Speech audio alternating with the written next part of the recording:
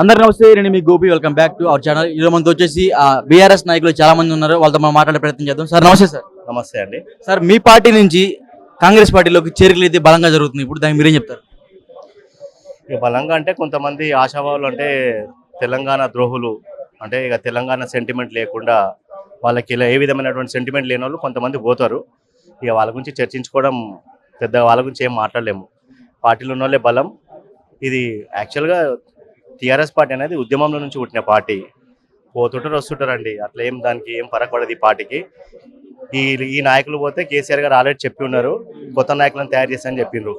శూన్యంలో నుంచి వెళ్ళి ఒక జీరో సబ్జెక్ట్ శూన్యంలోకి వెళ్ళి ఒక తెలంగాణ అనే అంశాన్ని తీసుకొచ్చి దాన్ని నిలబెట్టి ప్రజలల్లో ఆ నమ్మకాన్ని నిలబెట్టి 10 ఏళ్ళు ఆయన సస్యశ్యామలంగా తెలంగాణ రాష్ట్రాన్ని పరిపాలించిండు. అందరు చూసిండ్రు. ఏదో కొంచెం త్రుటిలో కొంచెం ప్రజల యొక్క వ్యతిరేకత వల్ల కొన్ని రూరల్లో కొంచెం ఎమ్మెల్యేల మీద ఉన్నటువంటి స్థానిక నేతల మీద ఉన్నటువంటి వ్యతిరేకత వల్ల ఈరోజు ప్రభుత్వం కొంతమంది ఎమ్మెల్యేలు 2000 ఓట్లు 3000 ఓట్లతో మెజార్టీ తగ్గి ఓడిపోవడం జరిగింది. అంత మాత్రాన పార్టీ అంటే పవర్ ఎక్కడుంటే అక్కడనే పోవడం అనేది తప్పు ధోరణి. ఎందుకంటే మన తరాలకు మనం మెసేజ్ తప్పుగా ఇస్తున్నట్టు. వాళ్ళు మనతోని రాజకీయ నాయకులతోని మన సమాజం ఏం నేర్చుకుంటుంది అంటే పవర్ ఉంటేనే మేము ఇందులో ఉంటాము, లేకపోతే వెళ్ళిపోతాం అన్న ధోరణి అనేది తప్పు. అది ఇక వాళ్ళ అవసరాల గురించి వాళ్ళ ప్రలోభాలు ఏమన్నా తెలియదు కాబట్టి మనం వాళ్ళ గురించి మాట్లాడాల్సిన సందర్భం లేదు. అంటే ఎవరైతే కేసీఆర్ గారు నమ్మిన బంటు కడియం శ్రీహరి అలాంటి పెద్ద పెద్ద నాయకులు కూడా పార్టీ మారుతున్నారని అనూహ్యంగా వార్తలు అయితే వస్తున్నాయి. దానికి మీరేం చెప్తారు? ఇక అది వాళ్ళ యొక్క ఆలోచనకి వదిలేస్తాం. ఎందుకంటే వారి యొక్క వాళ్ళ యొక్క విలువలకి వాళ్ళకే వదిలేస్తాం. ఎందుకంటే కేసీఆర్ గారు నమ్ముకున్నటువంటి ఇప్పుడు వాళ్ళు పెద్ద మనుషులు వాళ్ళు ఉన్నారు, కొంతమంది వింటా ఉన్నాం పేర్లు. వారి యొక్క ఏమంటారు, వారి యొక్క విలువలకు వాళ్ళకే వదిలేస్తున్నాం. అది వాళ్ళు పోవడము ఉండడం అనేది. ఎందుకంటే అన్ని అనుభవాలు చూసిండ్రు వారు. కొత్తగా వచ్చి ఇట్లా ఏదో ఇప్పటివరకు ఏ పోస్టులు పొందలేదంటేనేమో దాన్ని అనుకోవచ్చు. అన్ని పోస్టులు అన్ని అనుభవించిండ్రు. ఆయన మంచి ఒక రాజకీయ కురవృద్ధుడు. అసొంటోళ్ళు కూడా వేరే పార్టీ వైపు చూస్తున్నారంటే ఇది కలికాలమా మరి ఏందో తెలియదు. అది వాళ్ళ విజ్ఞతకే వదిలేస్తున్నాం. అంటే మీ పార్టీ నుంచి ఎన్నో పదవులు పొంది అనుభవించిన ఆమె జిహెచ్ఎంసీ మేయర్ ఎవరైతే ఉన్నారో ఆమె కూడా అనూహ్యంగా పార్టీ మారుతుందంట. ఇలా దానికి మీరే ఉంటారు? అదే చెప్తున్నా కదా, ఇప్పుడు వాళ్ళని ఏ విధంగా ప్రలోభ పెడుతున్నారో తెలియదు. ఇప్పుడు కాంగ్రెస్ వాళ్ళే కానీ బీజేపీ వాళ్ళే కానీ ఒక భయభ్రాంతులు చేసి ఒక ఈడీ అని కానీ లేకపోతే ఇన్కమ్ ట్యాక్స్ అని ఏదో అన్ని ప్రలోభాలు పెట్టడము. ఎన్ని ప్రలోభాలు పెట్టినా కానీ కూడా మనిషి యొక్క మొరాలిటీ అంటే వ్యక్తిత్వాన్ని కానీ నైతిక విలువల్ని కోల్పోకూడదు. అటువంటిది కొంతమంది ఇప్పుడు చేస్తున్నారు. అవన్నీ కూడా గమనిస్తారు, ప్రజలు కూడా గమనిస్తారు కదండి. ఇప్పుడు నువ్వు టీఆర్ఎస్లో గెలిచినావు, టీఆర్ఎస్ గెలిచినావు అంటే దాని అర్థమైంది కాంగ్రెస్ వాళ్ళు వద్దు, బీజేపీ వాళ్ళు వద్దు అని చెప్పి నీకు పట్టం కట్టిరు. నువ్వు ప్రజల్ని తిరస్కరించి నువ్వు ఇప్పుడు మళ్ళీ వేరే పార్టీలు జాయిన్ అవుతున్నావు అంటే దాని అర్థం నువ్వు ప్రజల్ని తిరస్కరించినట్టే కదా. రేపు రాబోయే రోజులలో ప్రజలే వాళ్ళకి బుద్ధి చెప్తారు, ఓటుతో బుద్ధి చెప్తారు కదా. ఇప్పుడు ఇది రిపీట్ అవుతుంది మళ్ళీ రేపటి నాటికి వాళ్ళు మళ్ళీ ఇంకొక 2-3 ఏళ్ళు అండి, ఎక్కువ అంటే ఒక 5 ఏళ్ళు కేసీఆర్ గారి ప్రభుత్వం పోవడం వల్ల ప్రజలు ఈ రోజు అందరూ కూడా ఆలోచన చేస్తూ ఉన్నారు. ఈ రోజు చూసుకుంటే ఎండాకాలం వస్తే లాస్ట్ ఇయర్ అయితే నీళ్లు సస్యశ్యామలంగా ఉండే. నువ్వు అన్ని డిస్ట్రిక్ట్ రూరల్లో పోతే ఎక్కడ కూడా నీళ్లు వాటర్ సోర్స్ మంచిగా ఉండే. ఈ రోజు దినంలో చూస్తే వాటర్ ట్యాంకర్లతోని వరి చేనుకు నీళ్లు పెట్టుకునే పరిస్థితి ఈ రోజు కనబడుతుంది. మీరు పోయి చూడండి, చెక్ చేయండి. అంటే ఆ దుస్థితి కేసీఆర్ గారికి ఇప్పుడు ఇక్కడ వీళ్ళకి పరిపాలించే వారికి ఒకటే తేడా ఏంటంటే ఒక దక్షత గల లీడర్ కేసీఆర్. ఆయనకు పూర్తిగా అవగాహన ఉంది. తెలంగాణ మొత్తం తిరిగి ఆయన వడబోసి కాసి తాగేటువంటి మనిషి ఆయన. అసొంటిది ఆయనకు ఎక్కడ ఎత్తుపల్లాలు ఉన్నాయి, తెలంగాణ అస్తిత్వం ఏంది, వాటర్ రీసోర్సెస్ ఎక్కడున్నాయి, పవర్ జనరేషన్ ఎక్కడ చేయొచ్చు అనేది అంతా కూడా ఆయనకు అవసపోన పట్టిండు ఆయన. వీళ్ళకు ఆ మేనేజ్మెంట్ వస్తలేదు. ప్రభుత్వం పోయి ఆయన కేసీఆర్ గారు ఇప్పుడు ప్రజలు మనం తిరస్కరించిన కోపంలో లేడు ఆయన. ప్రజలకు నీళ్ళు ఎందుకు ఇస్తలేరు? మీటింగ్లో పెడుతుంటే కోర్ మీటింగ్లో మేము వింటున్నాం కదా, నీళ్లు 3 నెలలైంది నీళ్ళు ఇస్తలేరు, రైతు బంధువులు ఇస్తలేరు. ఒక రైతు చనిపోతే టీఆర్ఎస్ ప్రభుత్వంలో 8 రోజులలో ఇంటికి రైతు చనిపోతే రైతు బంధు ఇస్తుండే, రైతుకి ఇన్సూరెన్స్ ఇస్తుండే 5 లక్షలు. ఒక్కకుంటున్న వాళ్ళకు కూడా ఇచ్చిండ్రు. ప్రత్యక్ష సాక్షులు ఉండరు మన దగ్గర, మా దాంట్లో చాలా మంది ఉన్నారు. అసొంటిది ఈ రోజు దినంలో కళ్యాణ లక్ష్మి లేదు, ఇస్తలేరు. మిషన్ భగీరథ నీళ్ళు ఇస్తలేరు. ఏం కూడా అన్ని శూన్యం ఇస్తున్నారు. ఎంతసేపు వాళ్ళు ఏం చేస్తారంటే టీఆర్ఎస్ని అవినీతి మీద ఎండగడతాం అంటే మీకు పబ్లిక్ ఏం చేసారు, పరిపాలన కోసం మీకు పరిపాలన కోసం అనేది ఒక ఛాన్స్ ఇచ్చిర్రు. మీరు దాన్ని ఏం చేయాలి? మీరు టీఆర్ఎస్ ప్రభుత్వంలో ఉన్నదానికంటే ఎక్కువ మంచిగా చేసి చూపించి నిరూపించుకోవాలి. అంతేగాని ఇష్టం ఉన్నట్టు అవాకులు చెవాకులు పేలితే ప్రజలు అన్ని గమనిస్తారు, అన్ని తెలుస్తున్నాయి, చూస్తారు. రాబోయే రోజుల్లో వాళ్ళే ప్రజలే దానికి బుద్ధి చెప్తారు. మీ పార్టీ నాయకులపై చాలా ఆరోపణలు ఉన్నాయి. ఈ ఫోన్ ట్యాపింగ్ కానీ లేకపోతే కవిత గారు మొన్న అరెస్ట్ లిక్కర్ స్కామ్లు కానీ ఈ ఆరోపణలకి మీ పార్టీలో ఎటువంటి ఈ ఈ ఆరోపణల వల్లే సగం మంది పార్టీ మారుతున్నారంట, మీరేం చెప్తారు? అదంతా అసత్య ప్రచారం అండి. ఇది ఫోన్ ట్యాపింగ్ అసత్య ప్రచారం. ఎవరైతే అడిషనల్ ఎస్పీ ఉన్నారో భుజంగరావు గారు, వారు ఎందుకు అరెస్ట్ అయ్యారు? అది తిరుపతిరావు గారు ఎందుకు అరెస్ట్ అయ్యారు? ఓకే, అదంతా ఇప్పుడు అది ఏమన్నా అడ్మినిస్ట్రేషన్ అది.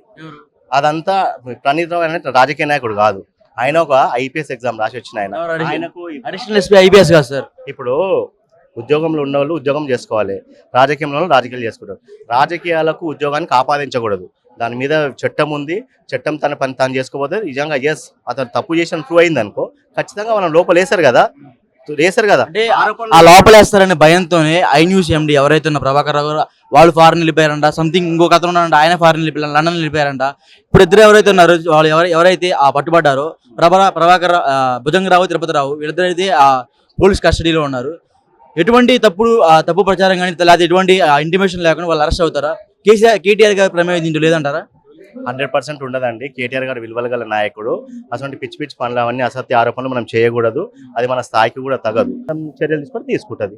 దానికి రాజకీయానికి ఏం ఆపాదిస్తామండి? అంటే వాళ్ళిద్దరి మధ్య లింక్స్ ఉన్నాయి, ఫోన్ డేటా కలిసి డీప్ గా మనకు ఐడియా లేదు, అది చెప్పలేము. ఇక చట్టం తన పని తను చేస్తుంది కదండి. ఇప్పుడు మనం నేను చేయలేదంటా, నువ్వు చేసిన అంటావు, ఎవరు చేయాలి నిర్ధారణ? లెక్కర్ స్కామ్ గురించి చెప్తారు, అది కూడా నడుస్తుంది కదా, ఇంకా కంప్లీట్ కాలే కదా, చేస్తుంది. దాని మీద కూడా నిర్ధారణ జరుగుతుంది. జరిగిన తర్వాత దోషులు ఎవరు నిర్దోషులు ఎవరు తెలుస్తుంది.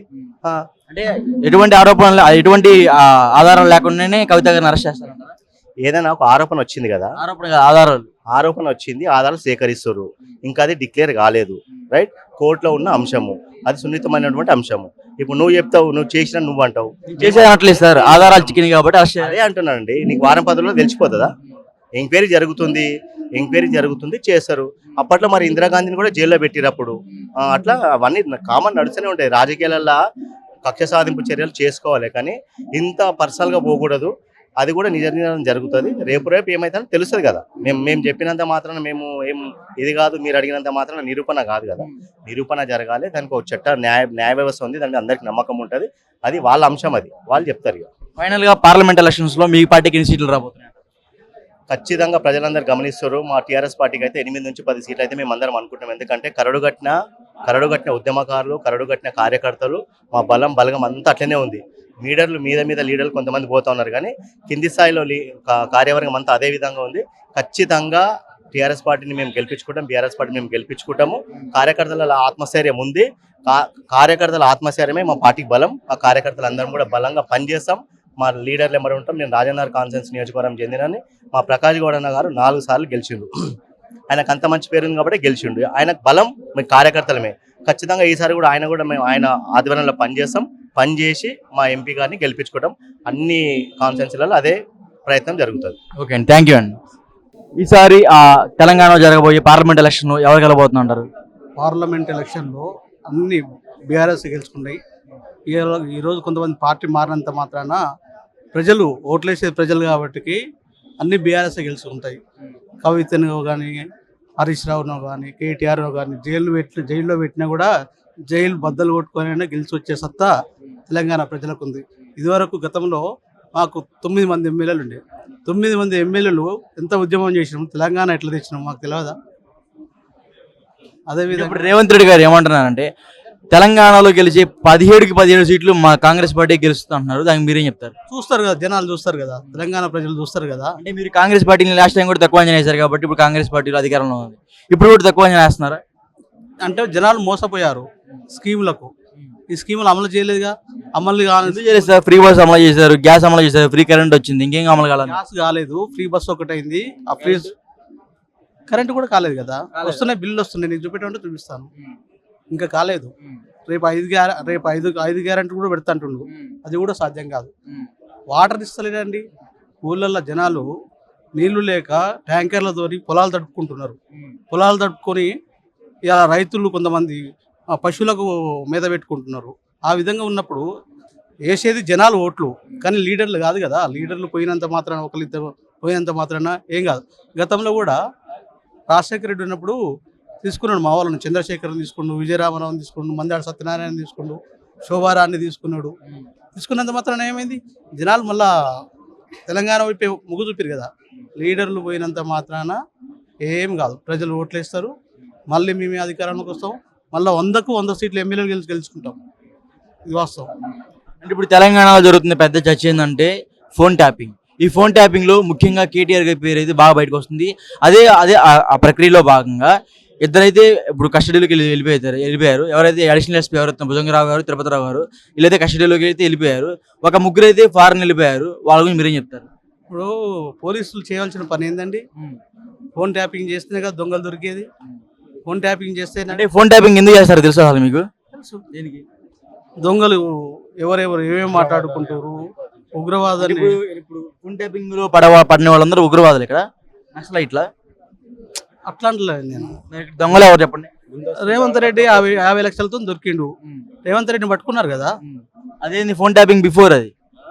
అవును, ఇప్పుడు పోలీసు వ్యవస్థ ఫోన్ ట్యాపింగ్ చేయండి, జనాల మీద నిఘా పెట్టండి, ఇన్ని సీసీ కెమెరాలు పెట్టండి, ఎట్లా శాంతి భద్రతలు నెలకొంటూ ఉంటాయి. ఫోన్ ట్యాపింగ్ వేరు, సీసీ కెమెరాలు వేరు సార్. ఫోన్ ట్యాపింగ్ లో ఇప్పుడు ముఖ్యంగా ఎవరైతే ఉన్నారో, ఇప్పుడు ప్రముఖ హీరోయిన్ సమంత గారి విడాకులు కారణం కూడా ఫోన్ ట్యాపింగ్ అంట. మీకు తెలుసా విషయం? ఫోన్ ట్యాపింగ్ కి గవర్నమెంట్ సంబంధం లేకుండా జరుగుతుందంటారా? అప్పట్లో గవర్నమెంట్ తెలిసి చెప్తుంది. తెలిసి ఇప్పుడు వాళ్ళ సొంత భార్యలో ఏం మాట్లాడుతున్నారో కూడా విన్నారంట. మరి అంత నీచాన్ని దిగజారా పోలీస్ వ్యవస్థ, మీ అప్పుడున్న ప్రభుత్వ వ్యవస్థ? అది వీళ్ళకి తెలిసి ఉండదు, నాకు తెలిసి అధికారులు చేసి ఉండదు. వీళ్ళేం ఎవరైతే ఐ న్యూస్ చెప్తాను విషయాలలో పర్సనల్ విషయం కాదు సార్, పబ్లిక్ ఇష్యూ. ఎవరైతే ఐ న్యూస్ ఎండి ఎవరైతే ఉన్న ప్రభాకర్ రావు గారు, అతనికి కేటీఆర్ గారికి సంబంధం ఉందంట. ఈ ఫోన్ ట్యాపింగ్ వ్యవహారాల్లోనే ప్రభాకర్ రావు గారు లండన్ వెళ్ళిపోయారంట. దానికి మీరేం చెప్తారు? ఆయన వేరే పని మీద కూడా పోవచ్చు. అట్లా విచారణకు రమ్మంటే ఏం చెప్తున్నారు? ఇప్పుడు నాకు కుదరదు. పోయేటప్పుడు కొన్ని నెలలు, కొన్ని సంవత్సరాలు, కొన్ని రోజులు తీసుకొని పోతారు. వచ్చినాక అక్కడే ఉండాడు కదా, మళ్ళీ వస్తాడు కదా, మళ్ళీ వచ్చినాక చేస్తారు కదా. ఇప్పుడు జనాలు మర్చిపోయిన తర్వాత జనాలు ఎందుకు మర్చిపోతారండి? అట్లేముండదు. జనాలు ఎందుకు మర్చిపోతారు? జనాలు పోలీసులు చేసే పని పోలీసులు చేస్తారు, లీడర్లు చేసే పని లీడర్లు చేస్తారు. అది అంటే పెద్ద పెద్ద నాయకులు వాళ్ళ దగ్గర కూడా వాళ్ళకి ఒక స్వేచ్ఛ అనేది లేకుండా ఫోన్ ట్యాపింగ్ పెడతారా మీరు? దొంగతనం చేసినప్పుడు ఎవరైనా పెడతారు.